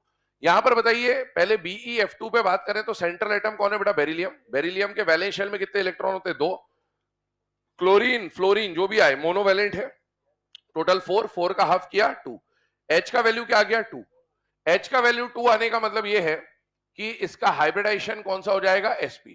और sp हाइब्रिडाइजेशन जब भी आएगा ना बेटा, तो उसका आइडियल ज्योमेट्री जो है, उसका इलेक्ट्रॉनिक ज्योमेट्री है जो है वो क्या होना चाहिए? लीनियर। लीनियर का मतलब है सेंट्रल एटम आएगा और उसने अपने आसपास 180 डिग्री पे दो पोजीशन तैयार करी है, जहां पर किसको आना है बेटा? साइड एटम को आना है। फिलहाल में दो पोजीशन तैयार हुई और साइड एटम भी कितने आ गए? 2, क्योंकि लोन पेयर भी चेक करना है अब आपको। सेंट्रल एटम ने दो पोजीशन तैयार करी, साइड एटम भी आ गए 2। इसका मतलब है एक साइड एटम एक पोजीशन ऑक्यूपाई कर लेगा, दूसरा साइड एटम दूसरा पोजीशन ऑक्यूपाई करेगा, मतलब लोन पेयर 0। लोन पेयर 0 होने का मतलब है जो इलेक्ट्रॉनिक ज्योमेट्री है वही मॉलिक्यूलर ज्योमेट्री होगी। इसी को अगर हम सिग्मा प्लस लोन पेयर से सॉल्व करते तो कैसे होता, चेक कर लीजिएगा। यहां पर बेरिलियम के वैलेंस शेल में अगर हम लोग बात करें तो बेरिलियम के वैलेंस शेल में कितने इलेक्ट्रॉन होते हैं? 2। एक से फ्लोरीन जुड़ जाएगा, दूसरे से फ्लोरीन जुड़ जाएगा, सिग्मा बॉन्ड 2। और बेरिलियम पे लोन पेयर कितना है दिख रहा है? 0। तो इसका मतलब H का वैल्यू 2 आएगा, 2 का मतलब sp, sp का मतलब लीनियर। लोन पेयर 0 होने का मतलब ये हुआ कि सिग्मा बॉन्ड 2 है और लोन पेयर कितना है? 0। इसके लिए हमें बार बार ये डायग्राम बनाने की जरूरत नहीं है, हम लोगों ने अभी जो half V plus M minus C plus A किया था उससे भी सॉल्व कर सकते हैं। H का वैल्यू 2 आया था और साइड एटम भी 2 है। अगर 2 साइड एटम है तो दोनों कम से कम सिग्मा तो जरूर बना रहे होंगे, और 2 पोजीशन तैयार करी है, 2 ही साइड एटम आए तो दोनों साइड एटम एक एक पोजीशन ऑक्यूपाई कर लेंगे, तो लोन पेयर की जगह वहां पर नहीं होगी। इस केस को लिखने के लिए कई बार ऐसा भी लिख के दे देगा आपको, एक रिप्रेजेंटेशन चलता है इस तरह से AB2L0। ये रिप्रेजेंटेशन क्या है तो आइए इसको भी समझ लेते हैं। ए का मतलब यहां पर हो जाएगा सेंट्रल एटम, बी का मतलब हो जाएगा साइड एटम और एल का मतलब होगा लोन पेयर। कितने सिग्मा बॉन्ड बन रहे हैं बेटा? 2। तो ये बॉन्ड पेयर बता दे रहा है आपको, सिग्मा बॉन्ड पेयर। और L0 का मतलब है लोन पेयर कितने आ रहे हैं? 0। तो अगर कभी ऐसा लिख के आ जाए तो ऐसे लिखने का मतलब ये होता है कि सिग्मा बॉन्ड 2 है और लोन पेयर 0 है। सॉल्व करके आप H का वैल्यू यहां से निकाल सकते हो कि H का वैल्यू कितना आएगा? 2। और H का वैल्यू 2 होने का मतलब है हाइब्रिडाइजेशन कौन सा आ जाएगा बेटा? sp। ठीक है, आइए इधर देखते हैं। तो इस रिप्रेजेंटेशन को मैं यहां पर लिख भी दे रहा हूं कि इसको हम लोग AB2L0 के नाम से भी रिप्रेजेंट कर सकते हैं। अब बॉन्ड एंगल की बात करें तो इसका आइडियल बॉन्ड एंगल कितना होता है बेटा? 180 डिग्री। वही एंगल है क्योंकि अभी लोन पेयर 0 है। लेकिन अगले केस को समझिएगा, ये BeF2 तो हमने ऑलरेडी पहले भी डिस्कस कर रखा है। मान लो आपको CO2 देता और बोलता कि CO2 का हाइब्रिडाइजेशन निकाल दीजिए, है ना। तो आपने लिया CO2, कार्बन के वैलेंस शेल में कितने इलेक्ट्रॉन होते हैं बेटा? 4। ऑक्सीजन अगर साइड एटम में आता है तो ऑक्सीजन कैसा बॉन्ड बनाता है? सिंगल, डबल या ट्रिपल? डबल। एक ऑक्सीजन आएगा तो 2 से पेयरिंग करेगा क्योंकि वो डबल बॉन्ड बनाना चाहता है, और अगला ऑक्सीजन आएगा तो वो भी 2 से पेयरिंग करेगा क्योंकि वो डबल बॉन्ड बनाना चाहता है। दो एटम का पहला बॉन्ड सिग्मा, दूसरा पाई, पहला बॉन्ड सिग्मा, दूसरा पाई। सिग्मा कितने बन रहे हैं? 2। सेंट्रल एटम कार्बन पे लोन पेयर 0, पाई मत गिन लेना, फिर से बोल रहा हूं ना, सिग्मा गिनते केवल। H का वैल्यू कितना आ गया? 2। H का वैल्यू 2 आने का मतलब ये हुआ कि हाइब्रिडाइजेशन कौन सा हो जाएगा? sp। sp हाइब्रिडाइजेशन में सेंट्रल एटम ने अपने आसपास कितनी पोजीशन तैयार करी? 2। क्या 2 साइड एटम है या नहीं है? है। तो दोनों के दोनों पोजीशन साइड एटम ऑक्यूपाई कर लेगा, लोन पेयर के लिए कोई जगह नहीं है। अब आगे बढ़े, अगर लोन पेयर नहीं है तो जो इलेक्ट्रॉनिक ज्योमेट्री है वही मॉलिक्यूलर ज्योमेट्री भी होगी। मतलब CO2 में क्या होगा? कार्बन अपने आसपास दो पोजीशन ऐसी तैयार करेगा हाइब्रिड ऑर्बिटल से। एक ऑक्सीजन यहां आ गया, एक ऑक्सीजन यहां आ गया। Hybrid orbital always forms sigma. यहां पर अब जो पाई बॉन्ड बन रहा होगा, इस पाई बॉन्ड में हाइब्रिडाइजेशन का कोई लेना देना नहीं है। पाई बॉन्ड बनने के तीन तरीके, पी पाई, डी पाई, पी पाई, या फिर डी पाई, डी पाई। अब ये पाई बॉन्ड कौन से होंगे वो हम हाइब्रिडाइजेशन के बाद में चर्चा करेंगे कि कैसे बनते हैं। बट अभी तक हमने ये समझा कि भाई कार्बन ने यहां पर हाइब्रिड ऑर्बिटल के थ्रू एक लीनियर ज्योमेट्री तैयार कर ली, ठीक है। अगला पॉइंट सुनिए, इसमें क्वेश्चन पूछा जाएगा maximum number of atom in the same plane, जो अभी तक हम डिस्कस कर रहे थे। अब CO2 मान ले, चाहे BF2 मान ले, बेरिलियम सेंट्रल एटम बैठा है, उसने दो पोजीशन अपने आसपास तैयार करी, यहां पर एक फ्लोरीन जुड़ गया, यहां पर एक फ्लोरीन जुड़ गया। बताइए स्ट्रक्चर प्लेनर है या नॉन प्लेनर है? बेटा प्लेनर। और प्लेनर में क्योंकि सारे एटम प्लेन पर होंगे, तो आइए इस पे चर्चा करते हैं। यहां पर आएगा पहला तो स्ट्रक्चर कैसा हो जाएगा? प्लेनर। दूसरी बात आपसे पूछी जाएगी maximum number of atoms in same plane। तो यहां पर maximum number of atom in the same plane कितने हो जाएंगे? तीन। एक सेंट्रल एटम और दोनों साइड एटम एक ही प्लेन के ऊपर आ जाएंगे। अगला पॉइंट सुने, ये तो हमारा आइडियल केस था और इसमें कोई लोन पेयर वाला केस हमें पढ़ना भी नहीं होता है। लेकिन सपोज एग्जाम में आपको जो क्वेश्चन दिया गया, मान लो वो हो BF3, मान लो वो हो BCl3, मान लो वो हो BBr3, मान लो वो हो BI3, इस तरह का कोई मॉलिक्यूल आपको दिया SO3, ठीक है। ये कुछ एग्जांपल मैंने आपके सामने लिखे। इनमें किसी का भी अगर हाइब्रिडाइजेशन आपसे पूछा जाए, मान लीजिए मैं BCl3 को एज एन एग्जांपल ट्रीट करके अभी बता देता हूं, है ना। इसको मान लीजिए इसका हाइब्रिडाइजेशन निकालने को बोला, तो हाइब्रिडाइजेशन का तरीका क्या होता है बेटा? Sigma plus lone pair. आप अगर यहां पर देखें तो बोरॉन के वैलेंस शेल में कितने इलेक्ट्रॉन है? तीन। क्लोरीन जो है वो हमेशा कैसा बनाएगा बेटा? Single bond. तो सिग्मा बॉन्ड हो गए तीन और लोन पेयर कितने हो गए? 0। H का वैल्यू आ जाएगा 3 और 3 का मतलब हाइब्रिडाइजेशन हो जाएगा sp2। जब भी H का वैल्यू 3 आया, इसका मतलब ये पक्का है कि हाइब्रिडाइजेशन कौन सा होगा? sp2। और sp2 की आइडियल ज्योमेट्री क्या होगी बेटा? Trigonal planar. फिक्स है ना। अब तीन पोजीशन तैयार हुई, कितने सिग्मा बनेंगे, कितने लोन पेयर आएंगे, ये तो अभी अपन ने यहां लिख लिया। लेकिन इसके अलावा अगर हम half V plus M minus C plus A से सॉल्व करते तो भी हम चेक कर सकते थे। अगर इसके लिए half V plus M minus C plus A हम लगाते हैं तो बेटा बोरॉन के वैलेंस शेल में कितने इलेक्ट्रॉन है? तीन। अब बार बार डायरेक्टली सॉल्व करेंगे अब हम लोग, है ना, सॉल्व बोर्ड पे नहीं लिखेंगे। बोरॉन के वैलेंस शेल में 3 इलेक्ट्रॉन। क्लोरीन मोनोवैलेंट है या नहीं है? 3 + 3 6, 6 का हाफ किया 3, 3 का मतलब हाइब्रिडाइजेशन कौन सा होगा? sp2। अब सेंट्रल एटम ने कितनी पोजीशन तैयार करी? तीन।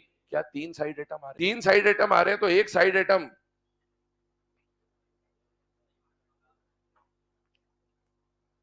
जो है यहां आ जाएगा, एक साइड एटम यहां आ जाएगा, एक साइड एटम यहां आ जाएगा। तीनों पोजीशन पे तीन साइड एटम आ जाएंगे तो लोन पेयर के लिए जगह नहीं बचेगी। तो बेटा यहां पर सिग्मा बॉन्ड आ जाएंगे 3 और लोन पेयर आ जाएगा 0। इसको लिखने के लिए ऐसा लिखा जा सकता है AB3L0 टाइप का ये केस बन रहा है, ठीक है।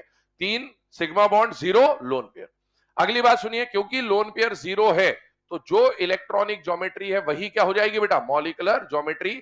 और सेंट्रल एटम ने अपने आसपास जो तीन पोजीशन तैयार करी थी, उन तीन पोजीशन का यहां जो रिप्रेजेंटेशन आ जाएगा वो कुछ इस तरह से आ जाएगा। लेकिन अगला पॉइंट, ये जो BCl3 बन रहा है, इसको बोर्ड पे जब आप देखोगे, है ना, तो बोर्ड पे भी प्लेनर दिख जाएगा और नॉर्मली हम देखें तो भी ये स्ट्रक्चर कुछ इस तरह का। पिछली क्लास में आपको बता चुका हूं, बोरॉन यहां पर बैठा है, तीन सेंट्रल एटम ने तीन पोजीशन तैयार करी, एक क्लोरीन यहां जुड़ गया, एक क्लोरीन यहां जुड़ गया, एक क्लोरीन यहां जुड़ गया। ओवरऑल स्ट्रक्चर प्लेनर है या नॉन प्लेनर है बेटा? Planar. Maximum atom in the same plane 4 हो जाएंगे, तीन साइड एटम और एक सेंट्रल एटम। तो ये डेटा हमको लिखना पड़ सकता है इसके बारे में। अब मैं BCl3 उधर है तो इसको मेंशन कर देता हूं। ये स्ट्रक्चर सबके कैसे बनेंगे? प्लेनर। और अगर आपसे पूछा जाए maximum number of atom in the same plane, statement यही है पर बार बार लिखूंगा नहीं, तो maximum number of atom in the same plane कितने हो जाएंगे? 4। अच्छा, ये तो हमने बात करी BCl3 की। BF3, BCl3, BBr3, BI3 सारे बोरॉन के ही ट्राई हेलाइड है तो आंसर सेम आएगा। SO3 के लिए डिस्कस कर लेते हैं एक बार। SO3 को चेक करिएगा, पहले half V plus M minus C plus A लगा दें। बेटा सल्फर के वैलेंस शेल में कितने इलेक्ट्रॉन है? 6। ऑक्सीजन मोनोवैलेंट है या नहीं है? नहीं है। तो मोनोवैलेंट साइड एटम कितने हो गए? 0 और चार्ज इसके ऊपर कुछ भी नहीं है। H का वैल्यू आ गया 3, 3 का मतलब हाइब्रिडाइजेशन क्या हो जाएगा? sp2। सेंट्रल एटम ने तीन पोजीशन तैयार करी, क्या तीन साइड एटम आ रहे या नहीं आ रहे? बेटा आ रहे। अगर तीनों पे साइड एटम आ गए तो लोन पेयर कितने बचेंगे? 0। तो ये इससे भी सॉल्व हो जाएगा। इसमें भी पाई बॉन्ड होंगे, लेकिन वो पाई बॉन्ड कौन से होंगे, क्या होंगे, वो सब हम आगे डिस्कस करेंगे आफ्टर हाइब्रिडाइजेशन। चलिए अगला पॉइंट क्या आता है। अभी तक ये जो दो केस पढ़े ना, ये वो केस है जो हम ऑलरेडी पिछली क्लास में पढ़ चुके हैं, आइडियल केस। लेकिन अब लोन पेयर का इंट्रोडक्शन हो रहा है। मान लीजिए आपको एग्जाम में मॉलिक्यूल जो दिए गए, मान लो एक मॉलिक्यूल दिया SnCl2, SO2 एटसेट्रा, ये मान लीजिए मॉलिक्यूल आपके सामने एग्जाम में आ गए और बोला गया कि इसके लिए हाइब्रिडाइजेशन, शेप, ज्योमेट्री वगैरह वगैरह ये सब चीजें फाइंड आउट करनी। इसका बॉन्ड एंगल यहां पर लिख देता हूं 120 डिग्री के कितने एंगल होते हैं बेटा, इसमें 3 है ना, ये सब पढ़ चुके आप। अभी देखो SnCl2 SO2, मान लो मैं SnCl2 लेकर चल रहा हूं। इवन यहां पर आप चाहो तो ओजोन भी कंसिडर कर सकते हो, है ना, क्योंकि एनसीईआरटी में एग्जांपल दिया है। SnCl2, मुझे बताइए Sn कौन से ग्रुप का मेंबर है बेटा, 14। ग्रुप नंबर 14 के वैलेंस में कितने इलेक्ट्रॉन, 4। हाफ B प्लस है माइनस C प्लस लगा रहे, 4 इसके पास वैलेंस इलेक्ट्रॉन है। क्लोरीन मोनोवैलेंट है या नहीं है? 4 + 2 6, 6 का हाफ करेंगे 3। H का वैल्यू 3 आने का मतलब है हाइब्रिडाइजेशन कौन सा हो जाएगा, sp2। अगर हाइब्रिडाइजेशन sp2 है तो उसकी आइडियल ज्योमेट्री, इलेक्ट्रॉनिक ज्योमेट्री कौन सी होगी, ट्राइगोनल प्लेनर। तो इसको मैं इस तरह से कर दे रहा हूं, सेम है ना। अब हमको चेक करना है कितने सिग्मा बॉन्ड, कितने लोन पेयर। सेंट्रल एटम ने कितनी पोजीशन तैयार करी, 3। साइड एटम कितने आ रहे हैं, 2। साइड एटम कितने आ रहे हैं, 2। ओजोन में एक सेंट्रल एटम होगा और 2 साइड एटम। तो साइड एटम 2 आ रहे हैं, तो 2 साइड एटम 2 पोजीशन ऑक्यूपाई कर लेंगे। 3 में से 2 पोजीशन ऑक्यूपाई हो गई तो एक जगह पर क्या आ जाएगा, लोन पेयर। अब अगर लोन पेयर आ गया तो बेटा आइडियल ज्योमेट्री और जो मॉलिक्यूलर ज्योमेट्री है, या इलेक्ट्रॉनिक ज्योमेट्री और मॉलिक्यूलर ज्योमेट्री में डिफरेंस आ जाएगा। क्या डिफरेंस आएगा वो समझते हैं। मतलब ये हुआ कि SnCl2 में टिन ने अपने आसपास बॉन्ड बनाने की कितनी पोजीशन तैयार करी, 3। वो 3 पोजीशन कैसी दिखनी चाहिए थी, ट्राइगोनल प्लेनर। लेकिन साइड एटम कितने आए, 2। अब इन तीनों में से 2 जगहों पर साइड एटम को लाना है। अब बताइए वो साइड एटम कहां पर लगाए जाए, कहीं भी लगा दो। क्यों, क्योंकि तीनों पोजीशन सेम है, आइडेंटिकल है। एक साइड एटम हमने यहां लगा दिया, एक साइड एटम हमने यहां लगा दिया। अब बचा हुआ जो एक पोजीशन है ना, वहां पर कौन आ जाएगा, लोन पेयर। ये स्ट्रक्चर बनेगा इसका। लेकिन अब इस स्ट्रक्चर को देखिए जरा ध्यान से। क्या यहां पर VSE PR के accordingly different type of repulsion आ रहे हैं या नहीं आ रहे, बेटा आ रहे हैं। 3 तरह के रिपल्शन होते हैं। जब भी मैं 3 तरह के रिपल्शन बोलूंगा तो हमारे दिमाग में आना चाहिए bond pair, bond pair, lone pair, lone pair और लोन पेयर, बॉन्ड पेयर। मुझे बताइए यहां पर कितने टाइप के रिपल्शन लग रहे हैं बेटा, 2 टाइप। कौन कौन सा, बॉन्ड पेयर, बॉन्ड पेयर, और ये भी लोन पेयर, बॉन्ड पेयर, और ये भी लोन पेयर, बॉन्ड पेयर। यहां पर लोन पेयर टाइप का रिपल्शन नहीं है। तो आपको यहां पर 2 टाइप के रिपल्शन दिख रहे हैं, बॉन्ड पेयर और लोन पेयर, बॉन्ड पेयर। दोनों में से ज्यादा पावरफुल रिपल्शन कौन सा होता है बेटा, लोन पेयर, बॉन्ड। ठीक है ना। हमेशा ये ध्यान रखना, lone pair, lone pair, lone pair, bond pair और बॉन्ड पेयर, बॉन्ड पेयर की जब हम बात करेंगे सबसे पावरफुल होगा लोन पेयर। लोन पेयर का रिपल्शन पावरफुल है, और बेटा दुनिया में जो ताकतवर होता है वही अपनी चलाएगा, कमजोर को हमेशा एडजस्ट होना पड़ता है। तो लोन पेयर क्योंकि ताकतवर है तो ये हमेशा अपनी चलाएगा, पहले यही इसी को प्रायोरिटी आपको देनी पड़ेगी। और जो कमजोर है ना बॉन्ड पेयर उनको हमेशा क्या होना पड़ेगा, एडजस्ट करना ही पड़ेगा। अब मुझे बताओ ये वाला जो रिपल्शन है, इस वाले रिपल्शन को हम बोल रहे हैं और इस वाले रिपल्शन को बोल रहे हैं, ये रिपल्शन कहलाएगा lone pair bond pair repulsion, और ये वाला रिपल्शन भी कहलाएगा lone pair bond pair repulsion. इन दोनों रिपल्शन की वजह से अब चेक करें यहां पर, मान लो इस Sn ने अपने आसपास जो 3 पोजीशन तैयार करी, वो 3 पोजीशन ऐसी कुछ दिख रही थी बेटा ना, ट्राइगोनल प्लेनर के फॉर्म में ऐसा। यहां पर आ गया Cl, यहां पर आ गया Cl, और यहां पर कौन आ गया, लोन पेयर। अब मुझे बताइए इस लोन पेयर का रिपल्शन पावरफुल है या नहीं है बेटा, है। तो ये इसको भी रिपेल करेगा और ये इसको भी रिपेल करेगा। अब जब रिपल्शन लगेगा तो ये दोनों नीचे जाएंगे कि ऊपर जाएंगे, नीचे। जब ये इसको रिपेल करेगा नीचे जाएगा, जब ये इसको धक्का देगा ये भी नीचे जाएगा। मुझे बताओ आइडियली इन तीनों का एंगल कितना होना था, 120, 120 और 120। लेकिन जब ये इसको धक्का देगा, जब ये इसको धक्का देगा, ये 120, 120, 120 होना था, लेकिन जब ये इसको धक्का देगा, जब ये इसको धक्का देगा तो ये ऊपर जाएगा कि नीचे जाएगा, नीचे। नीचे गया, ये भी नीचे गया। एंगल 120 से बढ़ रहा है या कम हो रहा है, कम हो रहा है। तो पहली बात तो यहां पर जब बॉन्ड एंगल की बात आएगी तो ये वाला जो एंगल है ना, ये 120 नहीं होगा, ये लेस देन 120 डिग्री हो जाएगा, है ना। तो यहां पर जब बॉन्ड एंगल आएगा ना, तो बॉन्ड एंगल के लिए अब हम 120 डिग्री नहीं लिखेंगे, हम लोग लिखेंगे लेस देन 120 डिग्री। अब लेस देन 120 डिग्री का मतलब कुछ भी हो सकता है। वो 119 हो सकता है, 118 हो सकता है, 110 हो सकता है, वो मॉलिक्यूल टू मॉलिक्यूल क्या हो जाएगा, चेंज हो जाएगा। बट हाँ, जब ये रिपेल करेगा तो बॉन्ड एंगल क्या हो जाएगा, लेस देन 120। आगे सुनिए, इलेक्ट्रॉनिक ज्योमेट्री को देखिएगा। इलेक्ट्रॉनिक ज्योमेट्री का मतलब क्या होता है, अरेंजमेंट ऑफ इलेक्ट्रॉन्स। यहां पर इलेक्ट्रॉन पेयर है, बॉन्ड पेयर है, यहां पर इलेक्ट्रॉन पेयर है, बॉन्ड पेयर है, और यहां पर कौन है, लोन पेयर। तो यहां भी इलेक्ट्रॉन है, यहां भी इलेक्ट्रॉन है, और यहां भी इलेक्ट्रॉन है।